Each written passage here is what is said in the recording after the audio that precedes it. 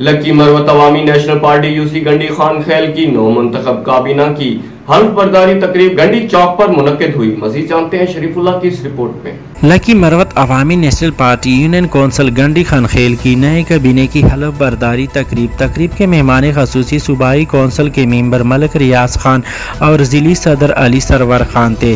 تقریب میں ضلعی صدر ملک علی سرور نے نئے کابینہ سے حلف اٹھایا۔ اس موقع پر ملک ریاض خان اور ملک علی سرور خان نے عوامی نیشنل پارٹی یونین کونسل دفتر کا بھی افتتاح کیا۔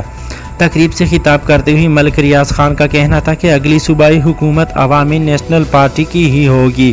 عوامی نیشنل پارٹی نے لکی مروت میں پہلے بھی بہت زیادہ ترقیاتی کام کیے ہیں، اور اگر آپ لوگوں نے عوامی نیشنل پارٹی کو کوئی صوبائی اسمبلی کا نمائندہ دیا تو عوامی نیشنل پارٹی اس علاقے میں ترقیاتی کاموں کا جال بچھا دے گی۔ ان کا مزید کہنا تھا کہ عوام کو مزید اسلام کے نام پر بیوقوف نہیں بنایا جا سکتا۔ پشتون قوم کے نمائندہ پارٹی عوامی نیشنل پارٹی ہی ہے۔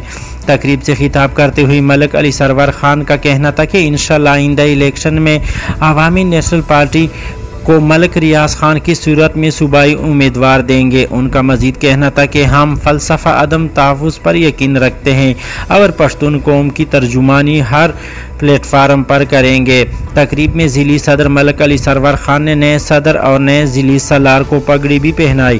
تقریب کے اختتام پر ملک ریاض خان نے GSL کرکٹ ٹورنامنٹ کا افتتاح بھی کیا۔ کیمرہ مین سفیر اللہ کے ساتھ شریف